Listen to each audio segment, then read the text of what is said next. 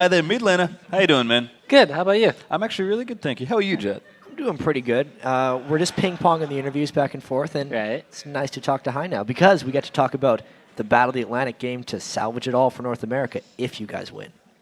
Are you going to win? I don't know. I want to win so we can get our revenge, but Fnatic's a really good team, so we'll do our best. Hopefully we can surprise them with a win. I mean, how much does wanting to get revenge from this set you guys played at Worlds really play into you wanting to win again in the rivalry between you two? I mean, it's a part of wanting to win to get revenge and so that we can beat Europe as a whole, so then we don't have to deal with Reddit talking crap about NA for the entire next half year. So there's like a lot of pressure on it, but I'm trying not to think about it too much, but hopefully we'll pull it out. Cool. So how much have you guys been preparing, given that you had a little while to kind of figure out your matchup? You're the last match of the weekend as well. It's going to be a big one for the battle. What have you guys been doing in preparation? Right, so we've been doing a lot of scrimming, obviously, but this time around we've done a lot more analysis, because last time we had a few hiccups and picks and bans. A lot of people like to point that out. So this time around we spent a lot more time on it just to figure out what we want to do. So we have a pretty good solid game plan going into it. So, yeah. Awesome. So is, of course, the preseason patch as well. Have you guys had struggled to prepare on the patch at all? Or are you guys liking the changes and thinking it suits your style overall? The changes on 3.14 are interesting. It allows you to get to endgame easier because the turrets are worth less gold in the beginning. And in the case you get double killed at level 1, which happens to some teams, I don't know what teams happen to, but it's not as bad as it was before. So it's a lot more lenient if you fail at early game because you can get to end game now. So that helps us out a lot. We had a lot of issues dying at level 1 before, and we've always been a pretty good team fighting team. So if we can get to end game, we should be good to go. Something that was interesting to me about you guys in the offseason is your acquisition of Dan Din as a coach, because he had kind of been on the outskirts of the League of Legends competitive scene for a couple years, despite being one of the first people involved with it. How's it been with Dan on Cloud9?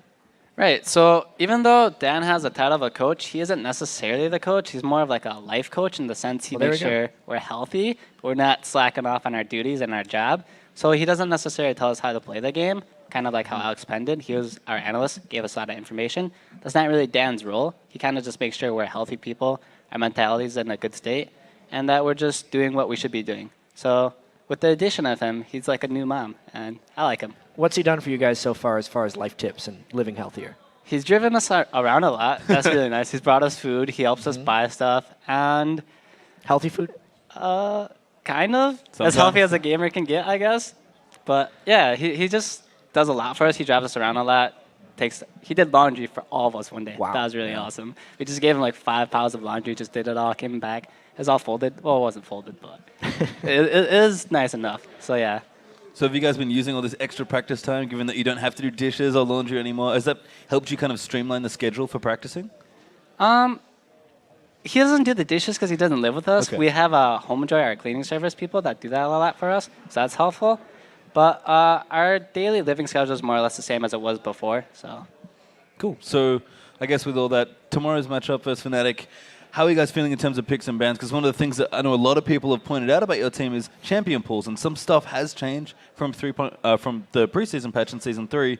How are you feeling as a mid laner about 3.14? I think we've all increased our champion pools a decent amount, player by player. We have a lot of different scenarios in the case of X happens or X is banned or picked. So we have a lot of preparation for this. And as far as mid lane for 3.14, there's been a lot of rise of Ziggs. A lot of people are liking to play that champion. He's a really good champion as well. So there are champions that became stronger, such as Ziggs, and there's champions like Ahri that became weaker. So it's interesting to see like what the meta is, and it's kind of going towards a poke meta / endgame meta at the moment. So for mid laners, it's pretty interesting as assassins are kind of falling off, but yeah. So have you got anything special prepared then in the mid lane? I know you probably can't tell us now because your game's tomorrow, but maybe? Probably. Okay. How about that? That's a good answer, that sounds right? good. Probably something. Probably. Yeah. Also, now that you've witnessed 8 of the LCS teams, 4 from North America and 4 from Europe, that you're going to be competing against next split, do you have any thoughts of how teams have maybe moved or shaken in the offseason? Well, as far as North America goes, I think this split will be much harder than the last split will be with the addition of EG. And I don't know if Coast or TWZ will make it in yet or Curse. But it seems that this next split will be much harder than the previous split. I really doubt we'll be able to go 25-3 again. If we could, that'd be sweet, but I highly doubt that. And as far as Europe goes, they just added a bunch of new teams, or was it 2 teams that made it in? Yeah, we got the Copenhagen Wolves and also KMT. Yeah, KMT looked really strong, and so did Copenhagen Wolves. So I imagine the European LCS is even going to be more chaotic than last split, where they had like 5 different teams tied for like number 1, 2, or 3. I think like all 8 teams or 7 teams will be tied now. So over in Europe, it's just going to be a crazy battle. And then America, it still might be a top 4, bottom 4 thing. Hopefully that changes, but we'll have to see. I mean, you mentioned top 4, bottom 4. Of the teams that are looking to qualify now for the next split, have you looked at any of them and thought, wow, they look pretty good? Or are you worried or not worried about any of the teams that are looking to get promoted now? I wouldn't say I'm necessarily worried about the new promotion teams. I think they're good. I think the team we have to worry most about is probably TSM. With the addition of Bjergsen to the mid lane, he is a really good player, and I've had my fair share of trouble against him, especially in solo queue and scrims. So I'm expecting TSM to be really good this split. And CLG has been doing actually well, even though they've got a lot of flack on Reddit. They've been performing much better than they have in the past, and if they can get their stuff together, I'm pretty sure they'll be a pretty dominant force as well, hopefully at least. So maybe it'll be the rise of CLG and TSM again. We'll have to see. It's always interesting when we have these kind of extended breaks, but it's because I get to ask questions I wouldn't otherwise be able to ask. You mentioned Bjergsen in mid lane and how you've been struggling against him. Is there anything specific you've been able to pick up on that he does that surprised you and was able to win in the lane? Yeah. So a lot of information I can get from his is his runes and masteries and the reasoning of why he does what. And it basically just, you play against someone, you learn why they do X and X, and if you see it as a good, you copy it and learn from it and then adapt it to your own strategy. So he plays really aggressively. Okay. And how does that reflect in his runes and masteries? He runs cooldown reduction blues on Riven and no magic resistance, so that increases his damage and survivability a little bit. But it basically means he's trying to, I don't know, just kill you with Riven. And I thought that was really interesting that he doesn't go magic resistance, so I pretty much copied that and tried that out myself. I thought it was really good. So he does a lot of interesting things that I respect. So you mentioned the European mid laner. Bjergsen now here in NA giving you trouble. You're playing Peke tomorrow up against Fnatic. How are you feeling about that matchup? The last time I played versus Peke was at Worlds. I wasn't really too pressured in lane because he played Caston in both games, or 2 out of 3 of the games, and he ran teleport. When you have a teleport Caston, you're not really worried about dying in lane. You're worried about your teammates dying because he teleports there. So you're trying your best to pressure him down so he can't teleport. And in the second game, he played Twisted Fate versus my Fizz. That's a pretty easy matchup for Fizz, so I wasn't too worried about it. This time around, I think, depending on the champions, we probably won't kill each other. I think it'll come down to who can pressure the map more as a whole, since that's his kind of playstyle. He likes roaming around and exerting his map pressure. So I think whoever can control the mid lane will probably win the game, I think. But I don't think either of us will die in lane. It'd be cool if I could kill him, but I don't think that'll happen. Fair enough. And I guess moving back to the LCS a little bit, you guys obviously did amazingly in the NA LCS last split. How much pressure is there for you and such a dominant team to do well again and maybe even go undefeated? You know, break some more records in terms of how many wins you guys got.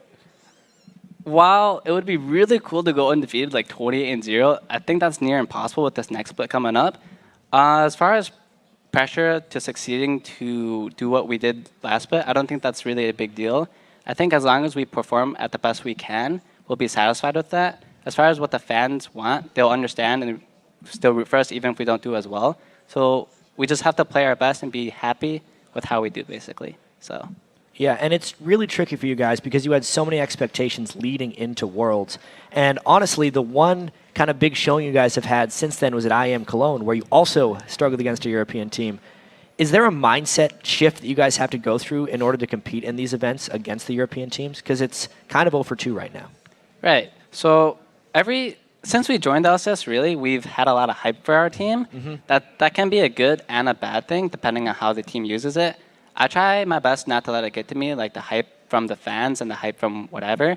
As long as you don't let it get to you and just respect every team and just imagine that you're on an even playing field, you'll be okay with it. Granted, we had poor showings at Worlds and against Gambit. I don't think it was the pressure that got to us. It's just they played better that time. So. Okay. All right, well, thank you so much for joining us. It's been great to have you here. We're going to send it back.